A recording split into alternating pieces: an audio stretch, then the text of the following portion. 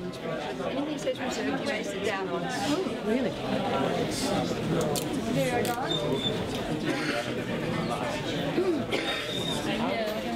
Welcome to this forum presented by the Support Assange and Wikileaks coalition. Don't Shoot the Messenger, Wikileaks, Assange and Democracy. I'd like to welcome our speakers, Julian's mother, Christine Assange, historian and commentator Humphrey McQueen, Green Senator Scott Ludlam and human rights and media lawyer Jennifer Robinson.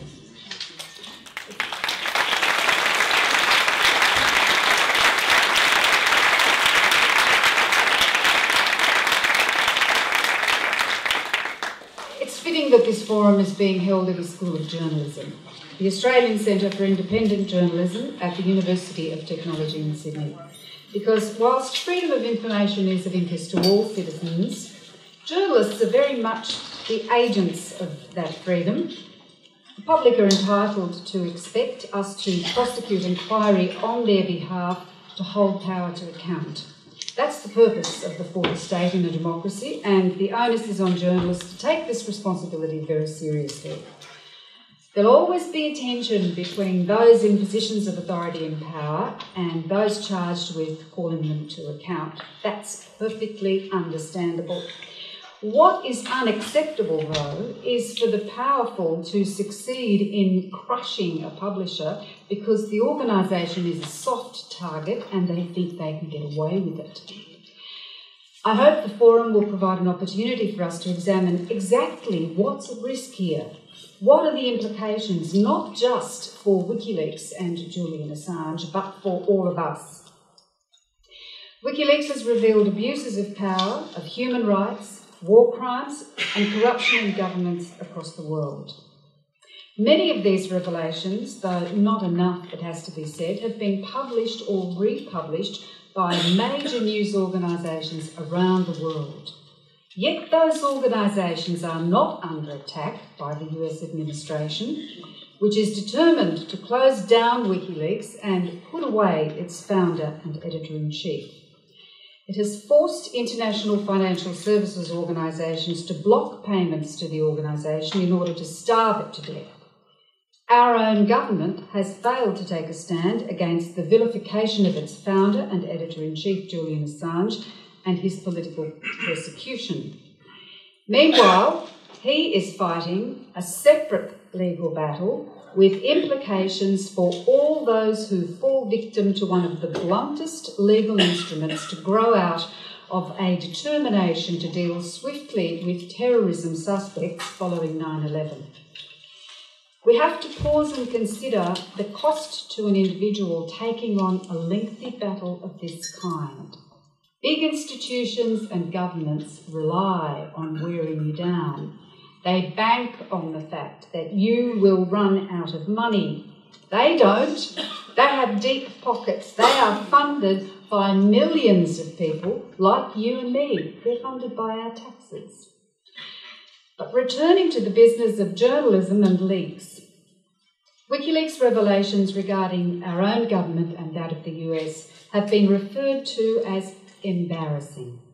Now, hardly cause for wanting to lock someone up and throw away the key. It smacks of a "how dare you" reaction, followed by an "I'll show you." And in centuries past, it would have been off with his head. It still is, in fact, if you can be demonised enough to prevent a public backlash. A jolly high price to cause an embarrassment. Something very elemental has been lost sight of here by our leaders, and that is that the real issue here is the value placed on integrity, their integrity. They have a moral obligation to act ethically at all times, including behind closed doors. If you hold public office or you're in a position of power over others, whether financial or otherwise, you must always act in the knowledge that any or all of your actions may be revealed publicly at some point. Revelations of a personal nature, whether they have you hooting over your cornflakes in the morning or you're appalled at the damage to the life of the individual in question, can't be argued to be in the public interest. Private actions or utterances that concern public matters, though, are an entirely different matter. Our government's subservience to the US in its persecution of Assange at Wikileaks is more than an embarrassment. It shows contempt for freedom of information and contempt for the human rights of an Australian citizen. Julian Assange has not been charged with breaking any law anywhere. Now contrast this to the support given by the US to its citizens who find themselves in trouble because they've been caught red-handed, like the CIA officer who was witnessed gunning down a Pakistani citizen in broad daylight in a crowded marketplace. The US President demanded the return of our diplomat. A senior politician visited the country in an attempt to elicit his immediate release. And the intransigent Pakistani minister, concerned that there would be a citizen revolt if he released this man, was swiftly removed from his position. Our friendship with the US should not require Australia to collude in such hypocrisy and double standards. Our friendship should mean that we can be upfront with our mighty friend, the United States, because this is a battle that underscores the very nature of democracy. We speak of democracy as though it's merely a form of government characterised by a ballot, but in fact, I think it's a state that we constantly strive towards, one that opposes the disempowerment of people. And information is empowering. Julian Assange and Wikileaks have a long list of media and human rights and freedom of information awards to their name. Many are specifically journalism awards. I won't list them all. The accolades come from around the world and include Australia's Walkley Award for Most Outstanding Contribution to Journalism, the Martha Gellhorn Prize for Journalism, the Italian International Piero Passetti Journalism Prize, the Spanish Jose Cuso Press Freedom Award, the Spanish Voice of the West Freedom of Expression Award, and I could go on and on.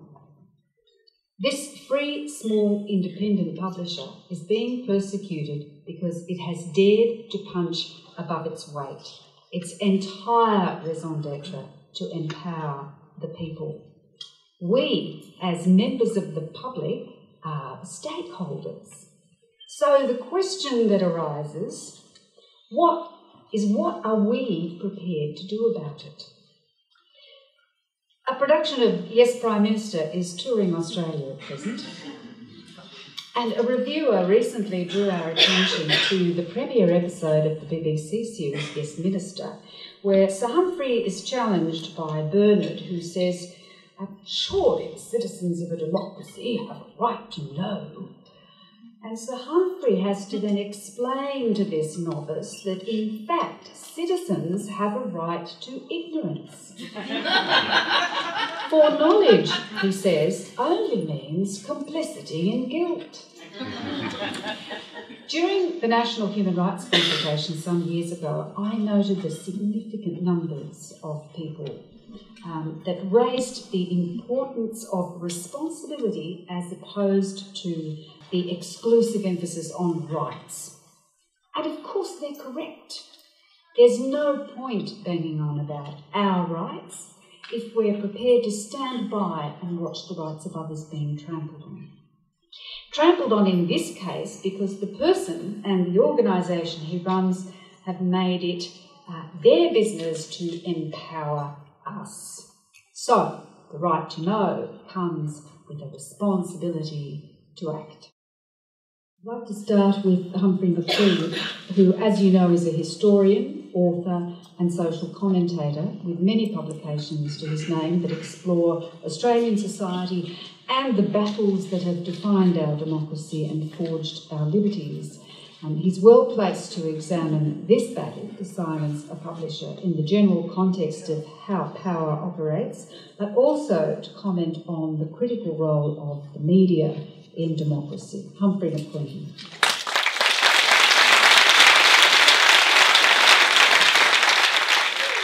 Thank you all very much for being here. I won't have to tell you why you're here, and I won't attempt to do that. I will, having been introduced as an historian, spend most of my time relating what is happening now to things that have happened in the past and why they relate to the ways in which information is operated. It's the second time I've been on a panel with Christine Assange. We spoke together outside Parliament House during the Obama visit. She apologised for not being a public speaker. I have to say to you, you're looking forward to hearing her, it was a speech that would put any public figure in Australia to shame. Nothing that the Leader of the Opposition or the Prime Minister could say could carry not only the conviction but the content, because what made the difference to Christine's speech that morning was she had something to say.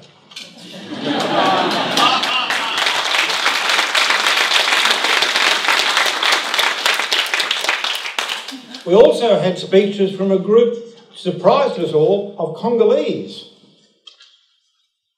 And they came and spoke very passionately about the 9 million Congolese who had lost their lives in the 50 years since their fake independence was given.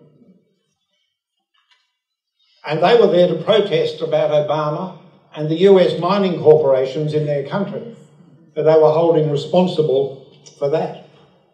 Many of you will have seen the excellent documentary by Roel Peck on the life and murder of Lumumba. The other question, that if there'd been a Wikileaks then, and we might even find the answer in the future, as to what happened to the Secretary General of the United Nations, Dag Hammarskjöld, and when his plane crashed. How accidental was that? We could also, of course, deal with a Wikileaks in Japan. Get some sense of the truth about what is actually going on around the nuclear reactors there. If there'd been a Wikileaks there, many of the disasters that had happened now and those leaks and other problems that had arisen in the previous years would have been public, and there may well have been more action taken to prevent the catastrophe that is still unfolding there. We could do with the Wikileaks here, of course, to tell us whether the banks are telling us the truth about the cost of their borrowing money. The thing we all need a Wikileaks for is to expose this abominable phrase of commercial in confidence.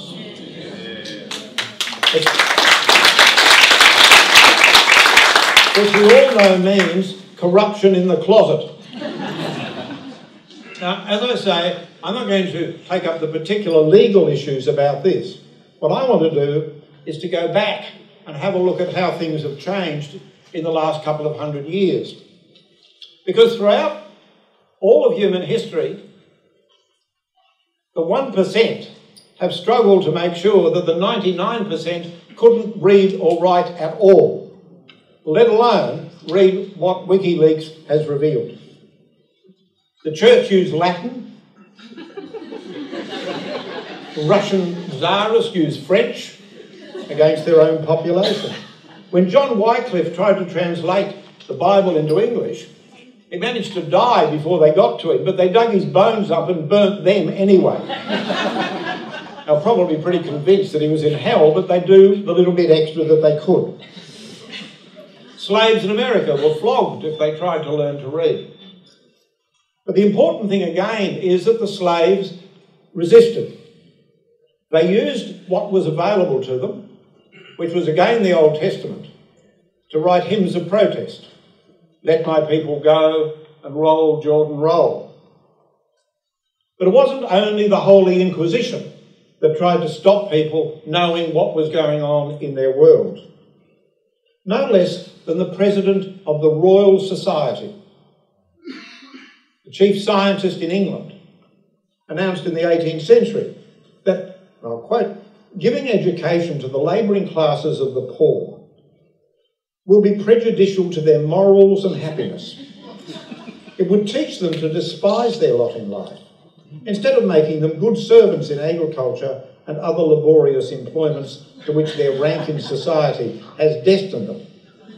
Instead of teaching them subordination, it would enable them to read seditious pamphlets, and render them insolent to their superiors. This is the voice of science speaking, not the Inquisition.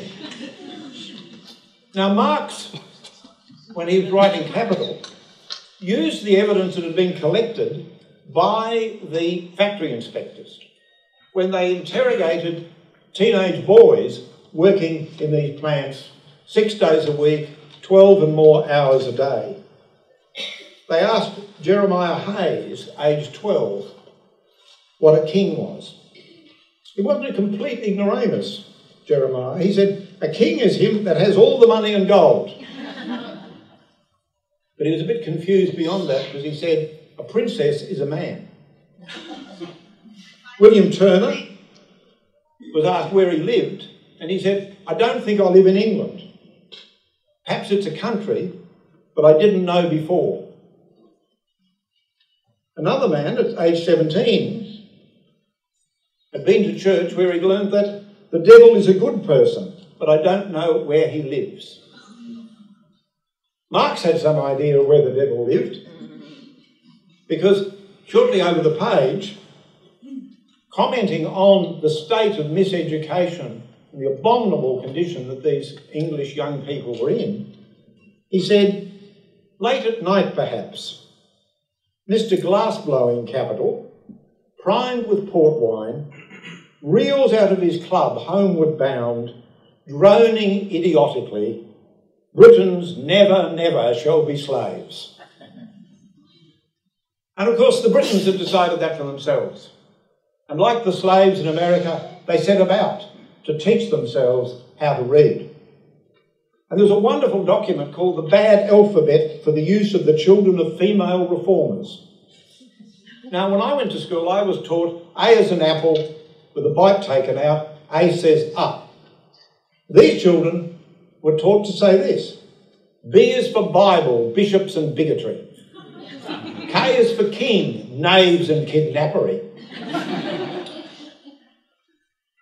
Capital, of course, around this time needed a more literate workforce. So they had to start educating more of their workers, which is a very dangerous thing to do, as the President of the Royal Society had realised. So one of the Conservative members of Parliament remarked when Disraeli introduced the Second Reform Act in 1867 to give 1 million working men the vote, we must educate our masters, he said. But of course he had no intention, nor did Disraeli, of allowing these workers to become the masters. Compulsory education became a form of factory discipline, as Dickens spells out so powerfully in Hard Times. The cultural illiteracy that had horrified Marx, of course, continued.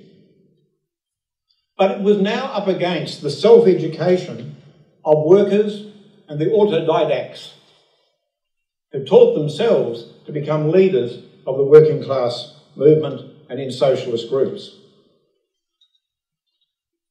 But the capitalists were not now devoid of other ploys. They got what has been called the culture of distraction. That if people were going to read, then what had to be done, they had to be distracted from the causes of oppression in their lives. Sensationalism and crimes, the police gazettes, more recently, the promotion of people who don't have personalities like Paris Hilton. But in order to understand what happens in our contemporary Australia, we need to place something like television, which my favourite science fiction writer George Turner in his novel refers to as the Triv, in the social circumstances in which people live. The head of Channel 9 in 1970 was very clear. He said, people come home from work wrecked from a hard day. What they want is to relax in front of the telly, and that's quite right. Well, it's quite right if we understand the exhaustion that modern work puts on people's lives. But it's not quite right in terms of people's understanding of why we are in that situation of time poverty in this society. The other thing they did in the 20th century was, if there was going to be information available, it's something called the news. Now, even if the news were to tell all the truth, and even if every item on the news were 100% accurate, it would still misrepresent the world. See, if I'm interviewed and I rub two footnoted facts together, I'm accused of promoting a conspiracy theory. If you know two bits of information and you try and make sense of the world, this is a conspiracy theory.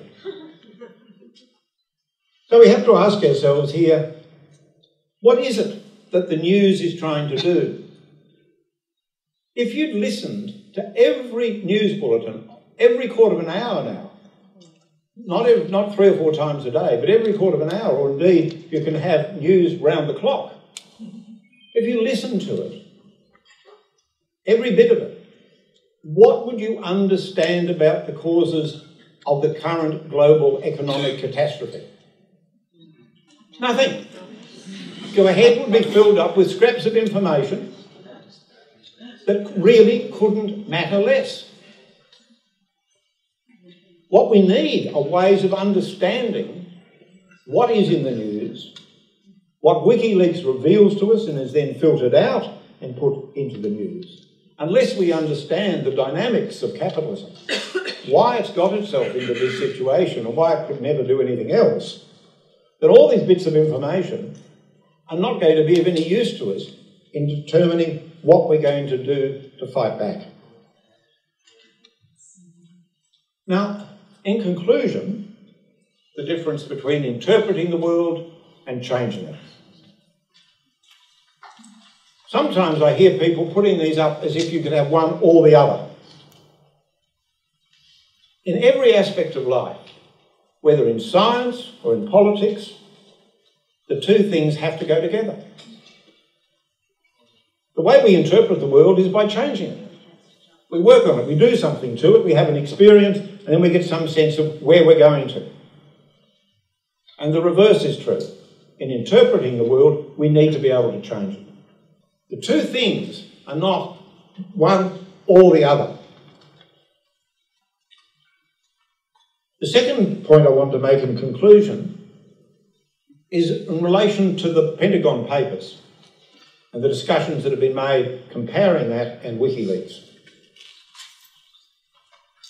There's no doubt that the release of the Pentagon Papers helped the peoples of Indochina to defeat the US invaders. Nothing can take away from the work that Daniel Ellsberg did. But we need to remember the reason that Ellsberg did what he did was because the US was losing the war on the battlefield. That's what he'd learnt in going there. He knew it was in these papers and he felt he had to get this information out. The reality had changed in his understanding of the war. The crucial fact was not the publication of the Pentagon Papers, as useful as many of us found them, but the refusal of the Vietnamese to surrender. That's what ended the war. At the cost of 2 million Indochinese, 60,000 Americans and other Allied troops.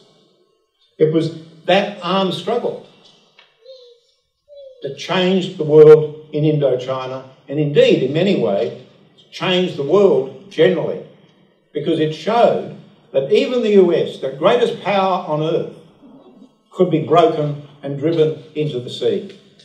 The combination of interpretation and change that the Vietnamese had shown is the vision that we can take from WikiLeaks and away from this evening. I thank you.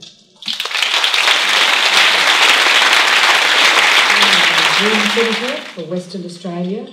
He's committed to social justice and sustainability. And if the Labor Party wonder why people are, flocking to the Greens, they need to have a really good, hard, long look at themselves. I'd like to also acknowledge Lee Rhiannon and thank you for your presence here today.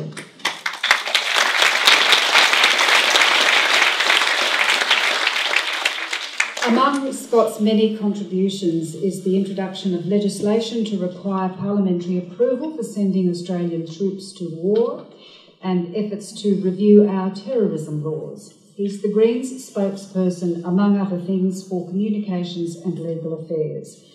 As a Member of Parliament, he has insider knowledge of the political process and the process of government. In recent months, he has been to the UK and Sweden to offer his support to an Australian citizen and to make representations on his behalf. Senator Scott Ludlam.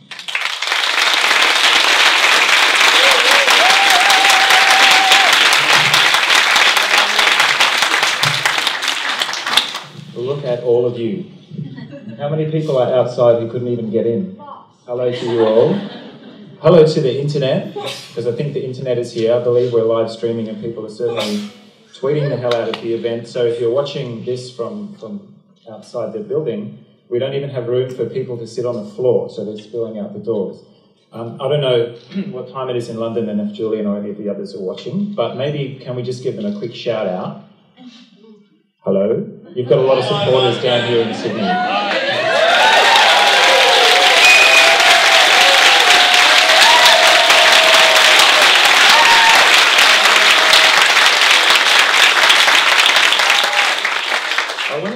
I actually had no intention of starting like that. I don't know why I did that. Anyway, I wanted to start with a quote, and I want to see if anybody here can tell me who said it.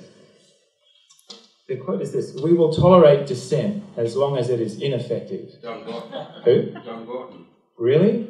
I've been wanting to know for years and years. John Gorton. Thank you. You Google it, it doesn't say so. John Gorton. Isn't that interesting? So I've had this rattling around in my head for ages because I think it's a really beautiful interpretation of the way that power interprets us. We will tolerate dissent. March up and down, drop a banner. We'll tolerate it. As soon as it actually starts to bite and look as though perhaps things might change, the tolerance starts running really thin. And suddenly you find yourself under attack. And I think what we are seeing here is a really interesting example of what to me feels like why we've packed out this room tonight, is to be here in defence of an organisation that has provided and enabled some of the most effective and interesting dissent in modern history. Partly because it's a campaign about information. It's about freedom of information, transparency of information, which makes it an enabling campaign. With that, we can do all the other kinds of stuff that we do. Presumably, for an audience that, like one that's come here tonight, I would imagine, let's actually not imagine, let's just find out. Stick your hand up if you're working on campaigns for social justice or environmental protection or looking after people other than yourselves and your immediate families. Just put them up, don't be shy, no matter how big or small. All right, it's nearly everybody. I would have put my hand up actually if I was raising a kid. I think that's one of the most powerful things you can do. So shout outs to parents as well.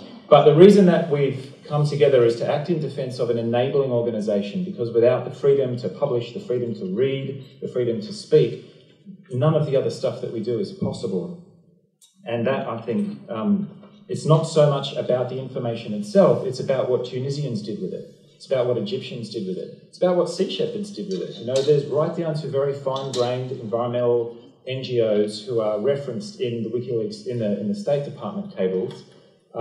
People use that information and are changing the world with it. And so it is very important that we come to the defence of an organisation that's already been beautifully described by the previous two speakers. Now is the time for the safety of crowds. Now is the time actually to circle around and show that there are many, many of us. We, I think, have been subjected, including people who are pretty progressive and maybe should know better, but all of us have been subjected to a really effective campaign of distraction. It's become all about this weird white-haired Australian guy and what he maybe got up to in Sweden, and the fact that he's a nomad who's lived with a backpack. And, the focus has been shifted onto the handful of people who put themselves on the front line. And while we're talking about that, we're not talking about war crimes. We're not talking about what happened in the collateral murder video or some of the lesser known stuff that's in the cables. Who's had a crack at the database, at the State Department cable database, and actually just gone on a random trip? Stick your hand up. Wee little handful, probably less than 5% of the audience, but most of the panelists. Try it, even if you're not looking to expose some state secret. The database is actually very good, and just go for a little wander and have a look at how these people communicate with each other. Most of it is extraordinarily mundane, but it's worth a look. And that is what we have been distracted from, because there's stuff in there that is not mundane. There are revelations, documentation, acknowledgement of war crimes on behalf of Australia's great powerful ally, the United States. No prosecutions, but casual murder, prisoners dying on the way to military prisons, people just being shot to death in cold blood, the most extraordinary human rights abuses that all governments perpetrate, quite frankly. But in this instance, it was the US State Department, before that, the Department of Defense. And we need that stuff. Because for us, it exposes the gap between what we're told and what is actually going on. This tiny little slice of reality. It's up to us to do with as we will. We can look away and talk about all kinds of other stuff, and you know the media have been doing that very, very effectively, I think. Look over here, look at this strange guy from Melbourne. And we have to drag our eyes back to what these people were doing and the purpose of the work in the first place. I think the reason that the pushback on this organisation has been so harsh really is because of that quote that I introduced right at the beginning. This organisation has been very effective. They decided not to play by some of the rules. One of the newspapers, I think it was the New York Times, had the collateral murder video for 12 months and sat on it. Didn't publish it. You know, maybe they thought it would harm the war effort or something. Didn't publish it. And that, I think, is where we're showing that the system maybe is broken. The timing of tonight is really interesting. For many of us, I suspect, see, Wikileaks had been around since 2006, but not a lot of folk had heard of it. Maybe not many people knew the work that they'd been doing for the Kenyans. You know, one of the most important early releases on that website was around really serious and systematic corruption in Kenya. But for most people, they kind of exploded onto the world stage in 2010. First with the collateral murder tape, and then with the Afghanistan and the Iraq war logs. But then right at the end of 2010 in November, bang, the State Department cables. Suddenly Julian's on the front cover of Time magazine, and suddenly you get the sense that the world has changed, that something big has happened. November 2010, at exactly that time, this stuff, the hammer comes down on these charges in Sweden. So for the entire time that most of the world has been aware of this organisation, WikiLeaks, the editor-in-chief has had his foot nailed to a floor. He's been under house arrest, can't go very far from where he's been. The organisation has had the financial oxygen sucked out of it by this banking blockade that we're still trying to work out whether or not it's illegal.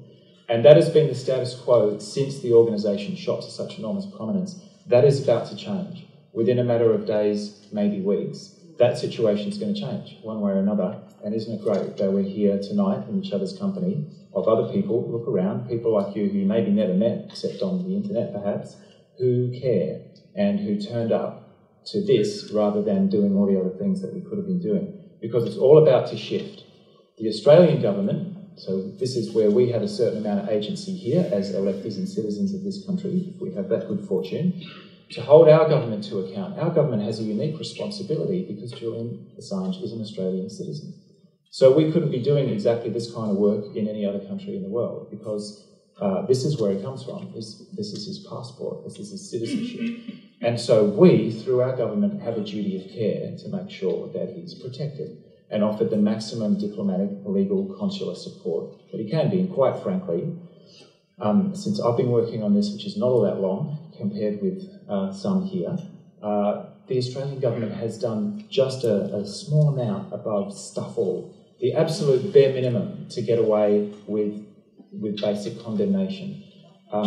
Felicity, who's here, who's my colleague who has sat through, I think, 11 budget estimates committees, kind of amazing parliamentary marathons that most people don't even know occur. You get to meet up with the senior public servants and say, Mr. Head of ASIO, are you spying on the guys? As I can possibly tell you that. Or you get to talk to the competition regulator and ask whether the banking blockade is legal. These kind of things we are able to do and channel questions and ideas through you folk.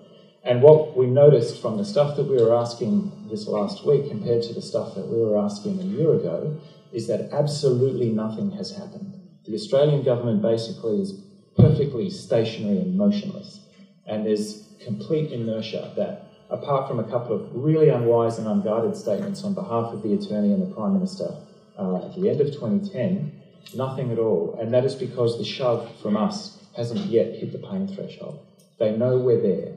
They know very, very well that if you go out and do a poll, should the Australian government have done more to look after Wikileaks, 80 or 90% of the population will say yes. But it's latent support. Nobody's rioting or overturning cars. A handful of folk will turn up to demonstrations and we can get a packed house like this tonight on the eve of something big happening. So the Australian government knows that support is there. And I can imagine them scratching their heads at the moment going, what the hell are we going to do if any one of a number of things happen? Say he beats the charges in Sweden and the sort of European arrest warrant thing just falls over. And he's got superb lawyers, and so maybe it will. And he comes back here. What will the Australian government do if the United States moves to extradite him from here? What will they do?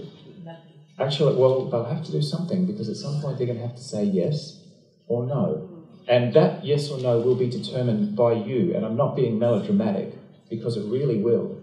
They will look at the polls. They will look at the number of people hanging around outside DFAT offices. They will count emails. They will count signatures on petitions, and they will work out where their pain threshold lies and whether their allegiances lie with the United States government or with you. And that, I think, is why it's great that we're here tonight, because this is actually all about to change. What if he goes to Sweden and they move for what will effectively be a rendition order from Sweden to the United States? What will the Australian government do then? And so on.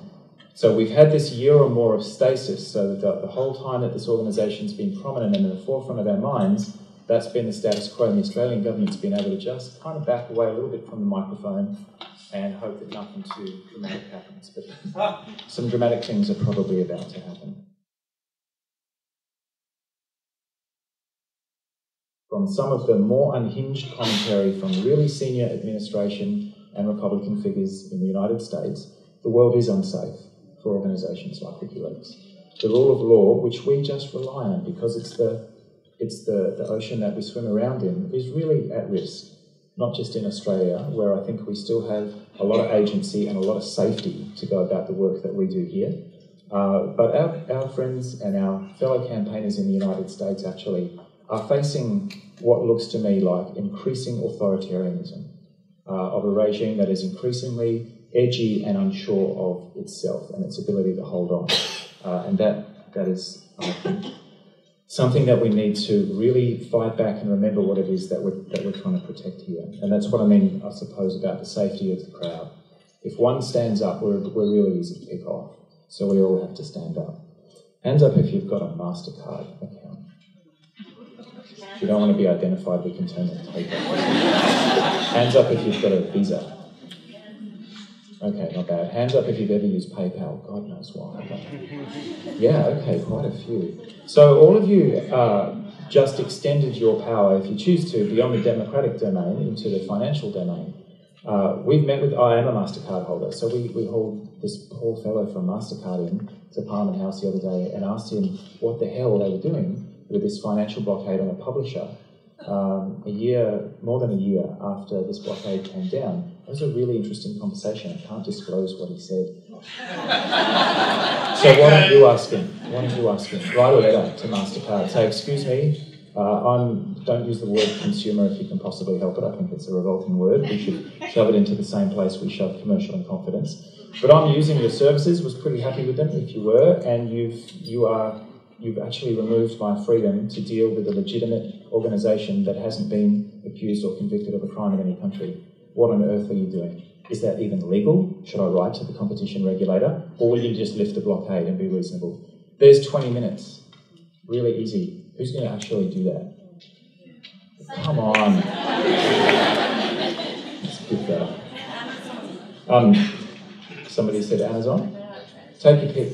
Really. They've killed more than 90% of the organisation's funding. Okay, and this all came down right subsequent to the release of the State Department cables. I think Christine might talk about other ideas for what we can do, so I'm not going to dwell there because there goes the little bell.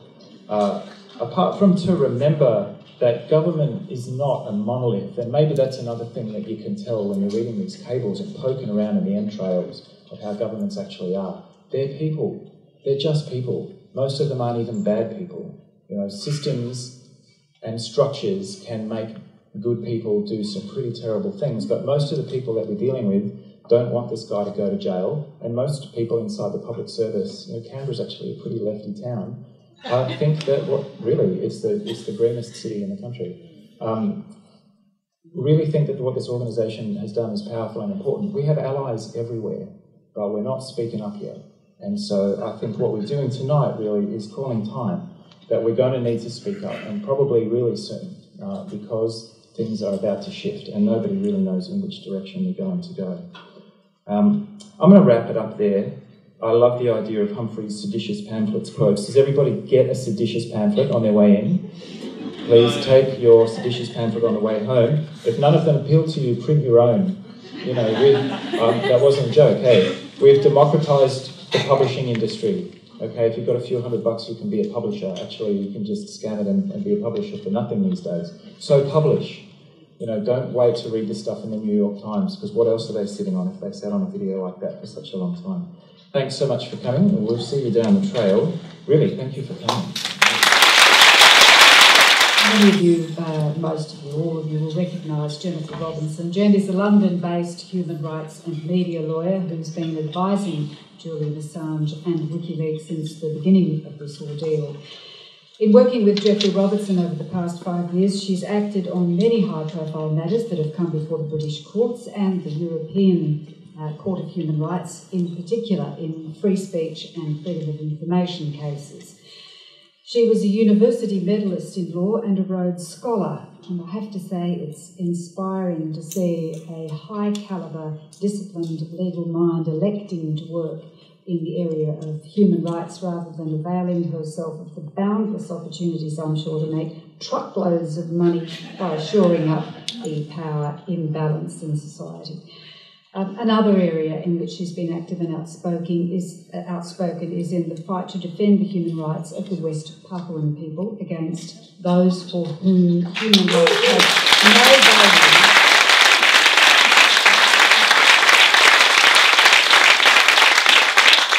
For whom human life has no value up against invaluable resources.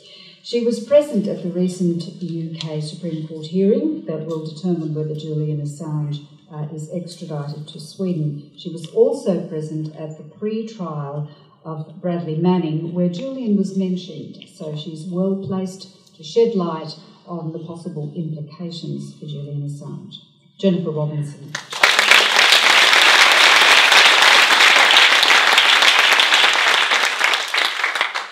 I wanted to start this evening with a Jewish curse that someone told me recently. May you be involved in a lawsuit in which you know you were right. No one knows the meaning of this curse any better than Julian Assange and his colleagues at Wikileaks. Assange has been accused of many, many things, from everything from being an anti-Semitic to being a Mossad agent. How you could be the two at the same time, I don't know. US presidential and vice presidential candidates in the current presidential race in the US have called for his assassination. Shame.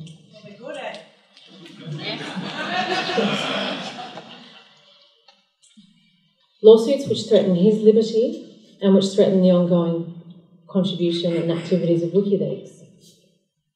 These lawsuits are a significant drain on their time and resources.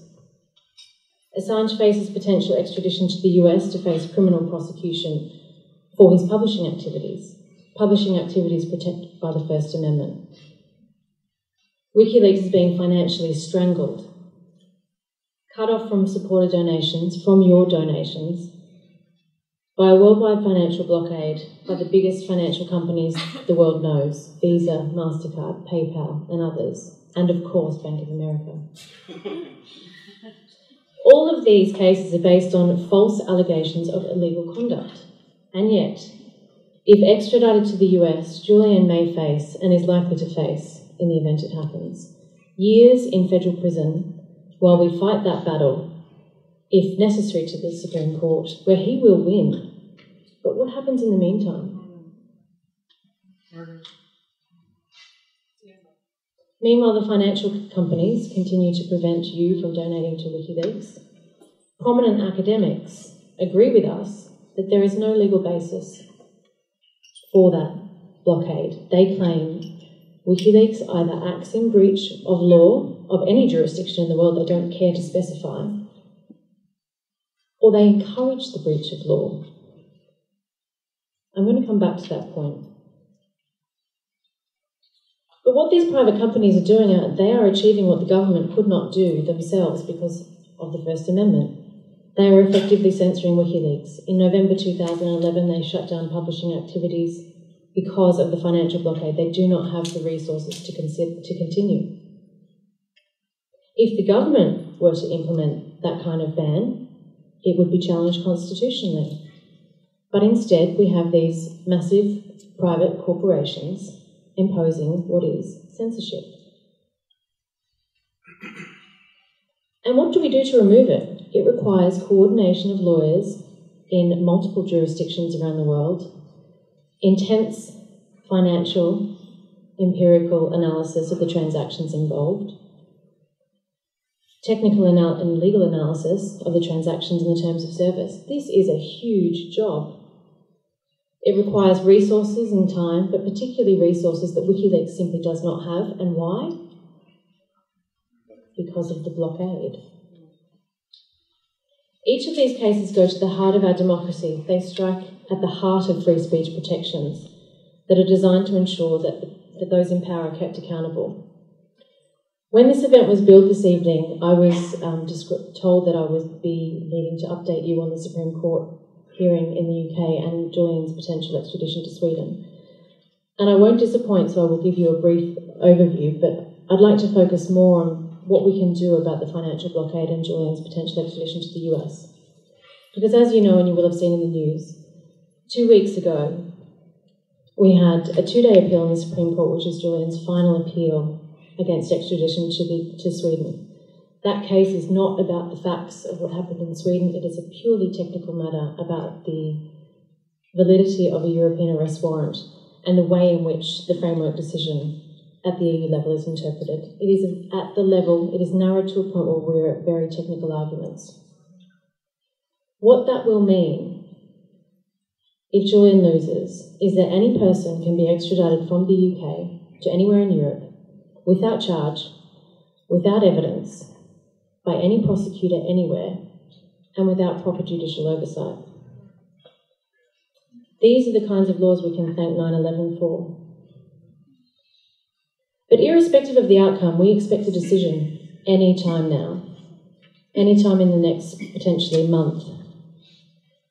Julian's lawyer, lead lawyer Gareth Pearce, who is a very well-respected human rights lawyer in the UK and has acted for a number of Guantanamo Bay detainees, has said that irrespective of the outcome, if Julian walks out free after the decision is handed down, it is highly likely that he will be served immediately with an extradition request from the US, and that the synchronisation of these extradition requests between states is very common. As we've always been concerned of since the beginning, if he's extradited to Sweden, and let's not forget what will happen to him when he gets there, he will be put into incommunicado detention where he'll have no access to visitors. He'll only be allowed to see Swedish lawyers until such time is brought before a court hearing that will be heard behind closed doors, by a judge sitting with 3 lay jurors who are appointed by political parties. Once matters are resolved in Sweden, he faces a similar fate, an extradition request from the US. Scott mentioned earlier about what we can do if we can manage to get him back to Australia. I certainly hope that we will be able to do that. But it's very unlikely that that will happen before the US seeks his extradition. Why?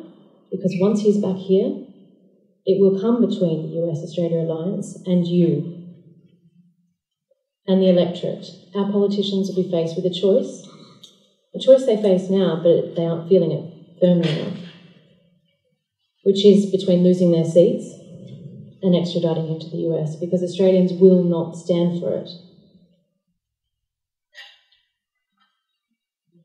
How would you feel if Julian was to be extradited to the US?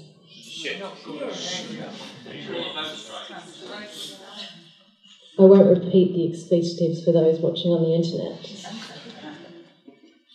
But I want to come back to this concept of legality and illegality of what Wikileaks does, because this is at the heart of their legal prosecution and persecution.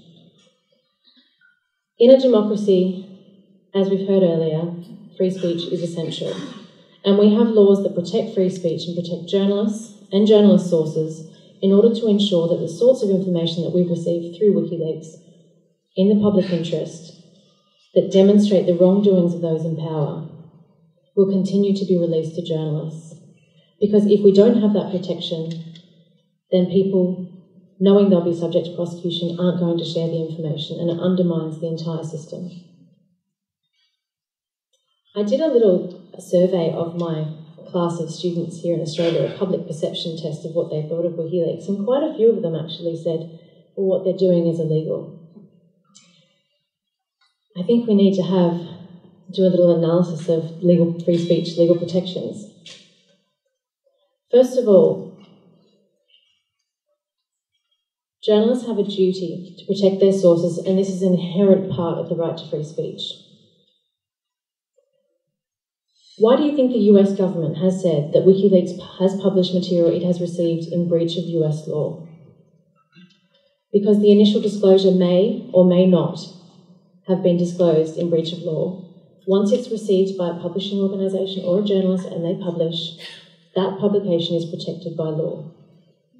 Does Wikileaks do anything different to mainstream media organisations and what's been done for many, many years? They receive documents from anonymous sources and they publish them. What Wikileaks does is actually provide a level of protection that we have not seen before and is not provided by law. They provide, through technology rather than law, the ability to keep sources anonymous. In this jurisdiction and in jurisdictions around the world, journalists can still be prosecuted for contempt for failing to disclose to courts their sources. But what happens if you have technology like Wikileaks which puts a buffer in place? It essentially means try prosecuting a journalist if he doesn't know who his source is. You can't force him to disclose what he doesn't know, he or she. Jeffrey Robertson remarked last night at a conference in Paris, you could waterboard Julian all day long, but he doesn't know who his sources are.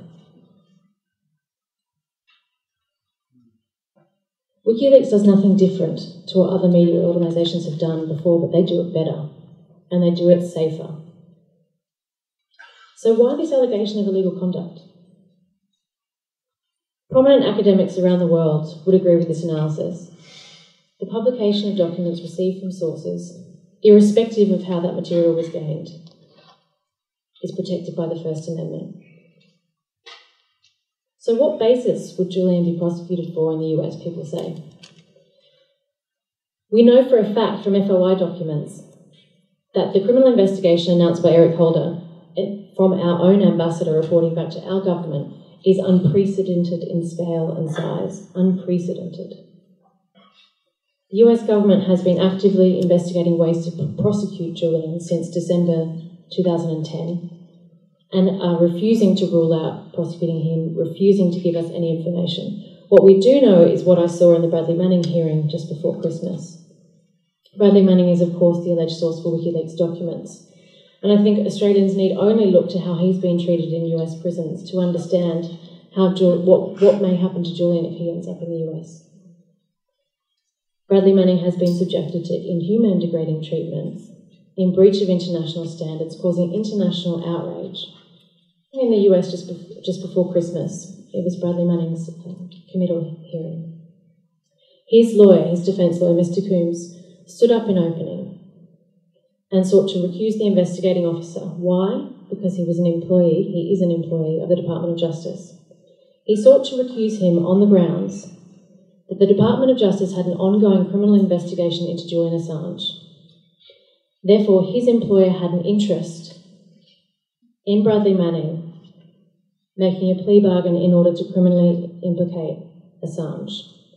In closing, he said that the way in which Bradley Manning has been treated, the way in which he has been overcharged, let's not forget that Bradley Manning is facing 150 years plus life in prison. There is a potential death penalty for the material aid to terrorism charge that was introduced, or aiding the enemy rather, that was introduced just 6 months before the pre-trial hearing. That overcharging is designed, in Mr. Coombs' opinion, in his submissions before the court, to put pressure on Bradley Manning to implicate Assange. In that hearing, there were 3 nameless faces of government officials with security badges sitting opposite me, who refused to identify themselves either to journalists or to us when we asked them explicitly what they were doing there. We were later able to identify one of them as the Department of Justice lawyer responsible for the Twitter subpoenas.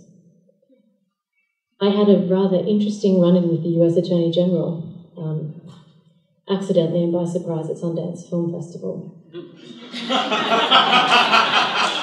He was sitting in a theatre not much bigger than this, about 2 rows behind me. And when I realised that he was there, I had to ask him the question. So far, all of our appeals for information before the Bradley Manning hearing for access to evidence, to be able to verify the very serious allegations that are being made, and including their statements of connections between Manning and Julian, which we cannot test because we don't have access to any of the information. We cannot verify any of the allegations being made about Julian. All of them have failed. And so I asked him, are you going to prosecute Julian Assange? And he said, we'll see. We'll see. Now, the financial blockade in and of itself is a whole another issue, but it relates back to the same question of this legality or illegality of conduct. The companies have refused to specify on what grounds they block Wikileaks. In the meantime, they've essentially wiped out all of their income. All of it. We are now searching for ways to fight back, but we need your help. WikiLeaks and Julian need your help. And I want to come back to the curse that I read out at the outset. May you be involved in a lawsuit in which you are right. Mary alluded to it earlier. The amount of resources and time required to fight these battles is massive. And yet they're cut off from the resources they need to do so. It really is a battle of attrition. You have these massive companies who will fob us off and fob us off. It requires legal action, it requires consumer action, it requires market pressure. But we need your help to be able to do that. And certainly WikiLeaks and Julian need your help. Help that's not coming from our Australian government. And I'd like to close just reflecting a little on what they can and should be doing. Of course, Prime Minister Gillard came out and called Julian's conduct illegal before she'd even considered it. That from a lawyer. Characteristic, perhaps one might say, of the unprincipled leadership she's shown that's got her into the debacle that she's in right now.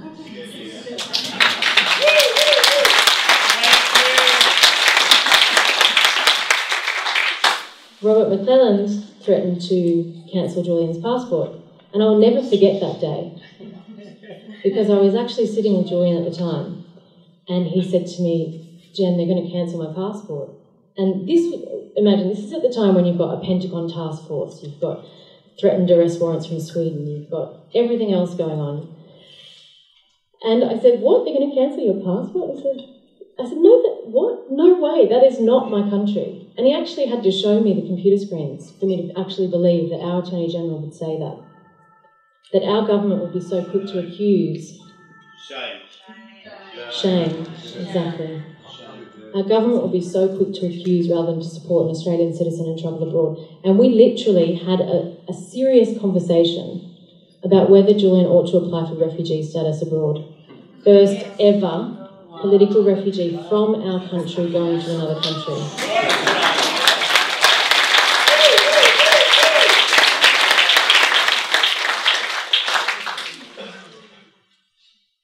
And what since?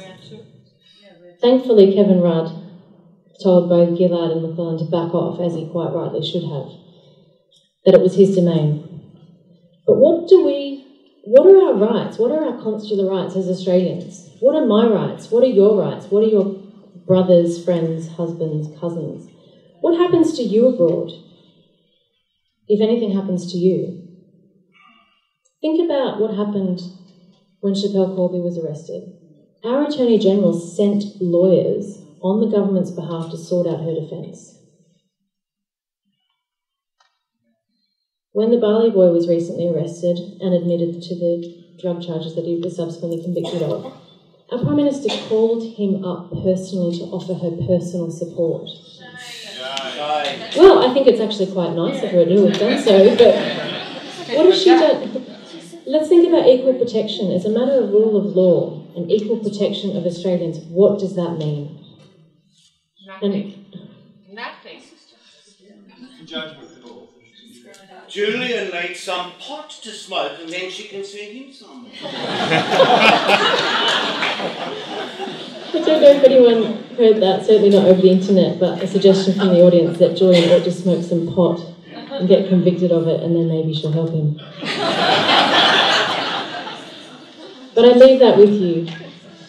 As I said, the legal battles that face both Julian and Wikileaks are a threat, not just to the continued organisation of Wikileaks, but they're a threat to free speech, they're a threat to democracy, they're a threat to our rights.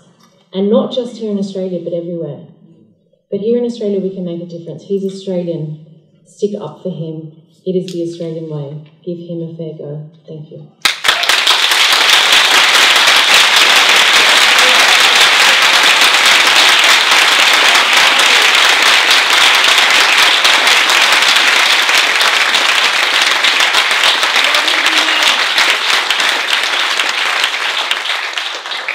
I'd like to thank all our speakers so far.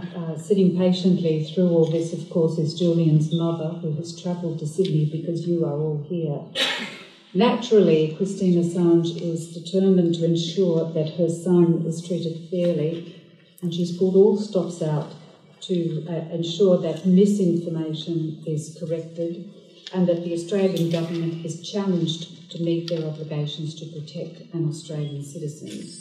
For her, it has become an extraordinary journey to which there's no end in sight. Please welcome Christine Assange.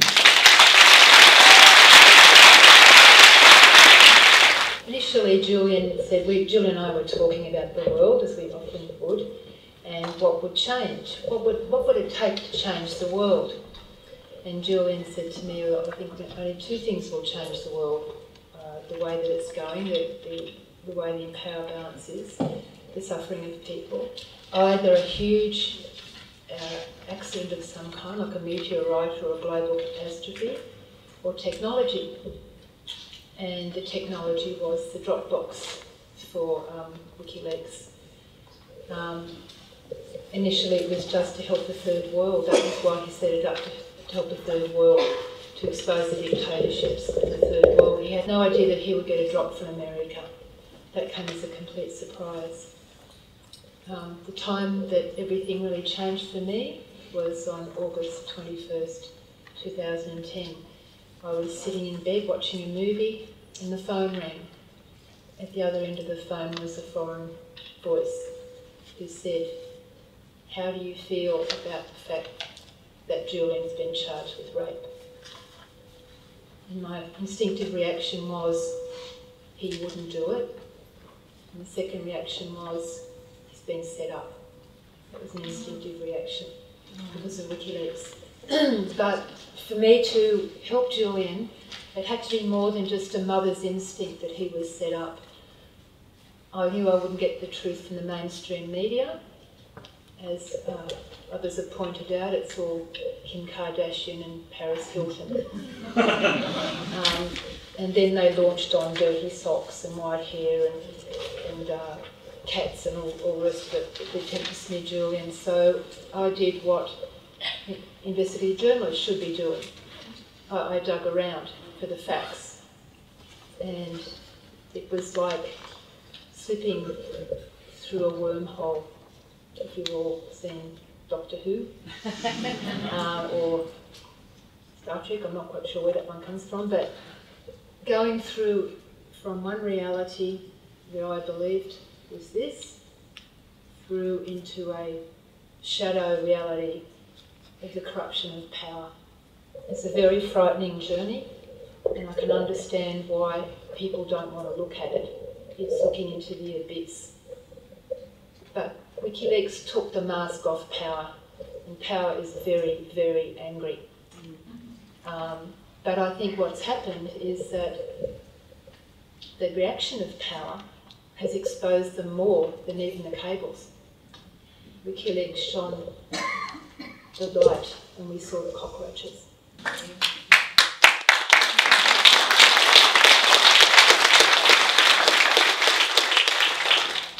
So I thought, well, I didn't know some of the facts, and at that stage I didn't know a lot of them. Maybe the politicians don't. I know what I'll do. I'll write a letter. And I'll write a letter to Kevin Rudd, because he was not as bad as Gillard. And this is me at the beginning of the journey. Kevin says it's the Americans' problem. John Howard says it's a bit of frank commentary. You can't expect a journalist to hold back on that. So that's what I'll do. I'll be a citizen writing into my government, and I'll tell them what's going on, and they'll do something. So I wrote my 8-page letter that I announced it on the 9th of February, and on the 10th DFAT quickly rang. I was going to be standing outside Kevin Rudd's office on the 11th, and very quickly a letter went off to the Minister for Justice, Beatrice Ask. The Australian government expected all due process before, of course, the press conference that I'd announced. Nothing happened other than that, so I thought, okay, well what I'll do is I'll fax this letter, which had a lot of facts that I'd found about the Swedish case. And I'll tell you a little bit about that, because the reason I'm coming out is because the mainstream media will not print the facts. They just point blank refuse. I approach them and they will not print the facts. And many of these facts actually subsequently came from my request for Jen to write to the Australian Parliament. But these are the facts. Deliberately torn the condom during sex. Forensic examination proved that there was no DNA from either her or Julian in it. Interestingly, there's a domestic political agenda involved with Sweden. When Julian, the rape allegations were made on the August the 20th, in 1 month's time there was to be local and general elections in Sweden. And coincidentally, Woman AA, the police officer that interrogated Woman SW, and both the lawyers in the law firm that picked up the case again after it was dropped by the Chief Prosecutor Eva Finn, were all running for the same party, standing for the same party in the same elections on the same platform of widening the definition of rape within consensual sex. So there's the domestic agenda. Then of course we've got other things going on. The two lawyers involved, Klaus Borgström and Thomas Bodström, had previously been in the Swedish government. Klaus Borgström knew AA, and they all knew Marion Nye, who's the Swedish prosecutor, because they'd all worked together on widening the sex offences for the last 10 years.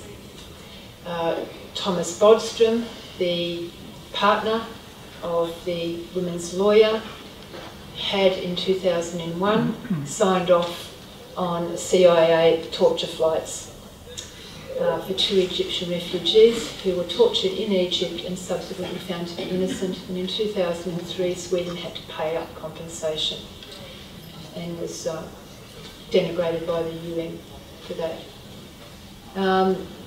So some of the facts that were not right were that Julian offered himself for interview numerous times in Sweden and was knocked back by Prosecutor Knight with various excuses. The particular chosen officer, only one in Sweden that could do it, was sick. or was away. He offered to fly back in. No, that couldn't be done either. He was granted permission to leave on the 15th of September, and he left. And this was all around the time of the Cablegate coming out. The US knew that this was happening because Julian had written to them and asked for them to help with the redactions, and they refused. So they knew it was coming up. So Collateral Murder was out on the 4th of April. The Gillard coup was the 26th of June. The Afghan War Diaries was the 27th. The 25th of 7th. The sex allegations the 20th of the 8th. So it's all working quite nicely for them, isn't it? So these are some of the things that I found out. You look at the timelines and you have to say no more. Look at that timeline. Was your paper ever published anyway? No, they won't publish it. Now the interesting thing is that Julia Gillard has been saying, you know, you've got a friend down under. Well, the US certainly does, and they've also got a friend over in Sweden as well. Now, a little bit further going into it, we've got Karl Rove advising the Prime Minister of Sweden, Fredrik Reinfeldt. Does anyone know who Karl Rove is? Yes. He went disgraced from Bush administration where he ran smear campaigns against the Democrats, straight over to Sweden. So we've got this mix. And on top of that, the European arrest warrant was taken out unusually for questioning instead of for prosecution. So you would think that if a European arrest warrant was taken out for questioning, that when Julian offered himself for questioning for the last 14 months at the Swedish embassy, that the Swedish prosecutor would take him up on it if it was a bona fide case about rape, wouldn't you? The normal protocol is called mutual legal assistance. She has refused Skype, she's refused phone calls, she's refused video, Scotland Yard and the Swedish embassy. So what's the agenda? The agenda is a holding case for a US extradition. What people don't understand is that there are no protections on the US-Swedish bilateral treaty. It gets around the normal European treaty where Britain would have to sign off if there was an onward rendition from Sweden. They can have him on that plane like that. It's a loan rendition. We're just lending him. For what? What would happen if you think if Julian was lent to the US? It's been said that he would be suicidal if he was lent to the US. So when Mary asks me what's this journey been, it's been the journey of a mother, up and down emotionally, but it's also been the journey of a citizen, Australian citizen and a world citizen, and the eyes get bigger and bigger with every day. But you know, I'm not finding it in the mainstream media. I'm finding it down the rabbit holes on the internet. When I sent the letter of Rudd, so going back to the timeline, the letter of Rudd, I sent to with all the information, including, for example, that Julian was awarded the Sam Adams Award in 2010. Does anybody know what that is? No. That's because the mainstream media doesn't want you to know what it is. The Sam Adams Award is an award given by retired US senior military and intelligence officers. And Julian won it in 2010 for Colonel Ann Wright from Stars and Stripes, the main military magazine in America, has come out and said, we in the US military know what's going on in the war. The retired ones, we can speak out. What should be investigated is what Wikileaks is raising. Not to silence the whistleblower, but we should be going after what they're bringing up. So he actually has the backing of the US military that are retired. So it's a journey of a citizen who is becoming more and more alarmed for her country and democracy, and alarmed as a mother, and alarmed that the mainstream media that I contact refuse point blank to bring these facts to the Australian public. So this is why I'm here. Christine, do you speak to Julian regularly, and To your knowledge, has he received any assistance from the Australian government? We can't talk openly because our phones are being monitored. So all the things that a mother would normally talk to a son, how are you feeling? And I mean, I'm living under another name in a secret location, as are some members of my family. I've had to give up the job that I've had. Julian can't express to me how he feels, so I write poetry to him. I write him poems.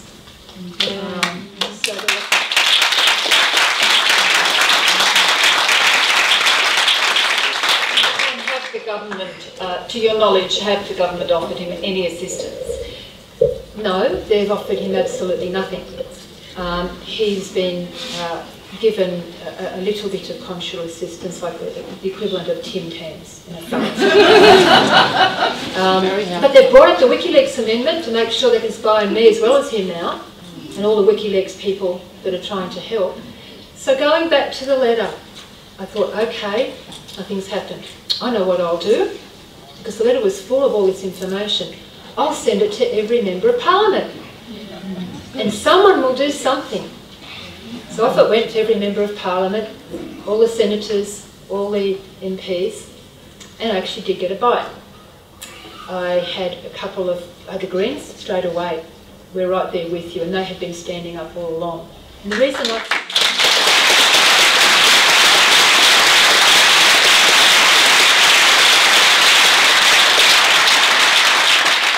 not just Scott, all of them, okay?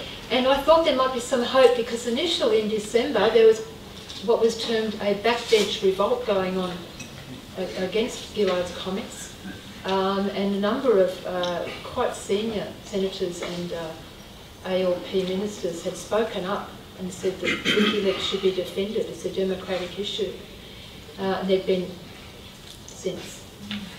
But I thought, once they know the facts, they'll do something. This is a story of everybody, isn't it? Once they know higher up, someone will do something. So Andrew Laming MP got back to me and said, look, I'm really concerned. He's the Liberal from Queensland. I'm really concerned on the face of this is really terrible. Something's not right here. I'd like to convene a meeting in Canberra. And I thought, great, someone's going to do something. Okay, so then I asked if Jen would prepare something for Canberra, a legal brief which would outline all the facts in a very simple way. And it's only 7 pages long. I really encourage all of you to read it, and I will give you the link in a minute. It's in a nutshell, easy to read, concise and chilling. And then I asked some other lawyers, so Peter Kemp went, you will be aware of Peter Kemp, who wrote to the Prime Minister, and Greg Barnes, head of Lawyers Alliance, and Tony Kevin, the ex-DFAT ambassador, all went, provided legal and diplomatic briefs to Parliament, cross-bench meeting, quite a few turned up, and the commitment was to keep it going. And I thought, okay, it's in Parliament, they've got the facts, they can see, they're going to act. Nothing. Now they know what's going on.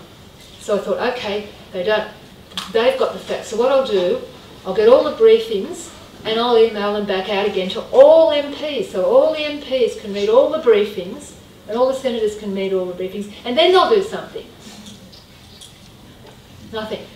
Christine, if I can interrupt you, what would you like Gillard and Rudd to do? What do you think they should do? I'd like them to act upon those briefings. And those briefings were that Julian was in clear and present danger, that on the facts proven in the briefings it was a political case, and that they should immediately, and this was back in March the 2nd, 2011, they should act immediately to state that the Australian government would not extradite Julian because it was a political case, and require via written humanitarian guarantees that Sweden and the UK also state that they would not comply with the US extradition. That they would insist on an open court if the sex allegation case went to Sweden, and that Julian be returned home as soon as possible. And what would you like the Australian people to do? I think it was mentioned earlier, I can't remember who actually mentioned it, that we can't rely on our mainstream media, that's why I'm here. So we have to be the media. We have to inform the rest of Australia about what's going on. So I would ask you firstly to get informed about the facts. People are very angry about what's happening to Julian, but being angry and insulting other people is not the way it's going to be won. We have to win it like in a courtroom. We have to win it with facts, and the facts speak for themselves. The facts are enough. And here is your letter. I will give you, you've got your pens, WL Central.org/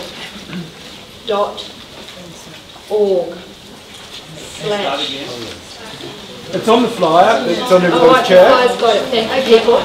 First of all, get the facts. If you want more, you can go to justiceforassange.com. With those facts, start the conversation in the community, among your friends and your family and your work colleagues. Just mention one fact. Slip it into the conversation. People will turn up if you go bash them over the heads, as you know. Just slip it in. You know, one fact that's eye-opening, some of the ones I've told you. You can do it at the pub, around the water cooler. Ring talkback radio. When you hear the smear being put out about Julian, counteract it with a fact. Watch what the media are doing. If they're printing articles and using smear, post a comment. Write articles to the local media. Sometimes the regional papers are more likely to print than the big papers. That's what I found. Okay? You can buy Wikileaks t-shirts. You can put your facts wherever you can. Join a support group to help and to lobby your MPs. At this point, I can only count on self-interest. Apart from the Greens, I can only count on self-interest. Your MP really, really wants your vote. He wants your vote more than he wants his own party to get back in. So, demand that, this is what I'm asking you, I'm putting it forcibly, but I'm asking to request a meeting, demand a meeting. You're a constituent, you've got every right to meet with your elected representative, armed with the facts that you have from Jennifer's submission. Write a letter, you have 2 copies. Take one letter to that meeting, and depending on the strength of your feelings, I would ask you to say that democracy and freedom are more important than a new place on the TV. And I want to leave my children a legacy of freedom. So either you stand up for Julian Assange, which is the same as standing up for the free press, and you start representing Australian people, or you're not getting my vote next election. In fact, I'm going to vote Green, or I'm going to vote independent, or I'm going to actually stand as an independent. You've got to break this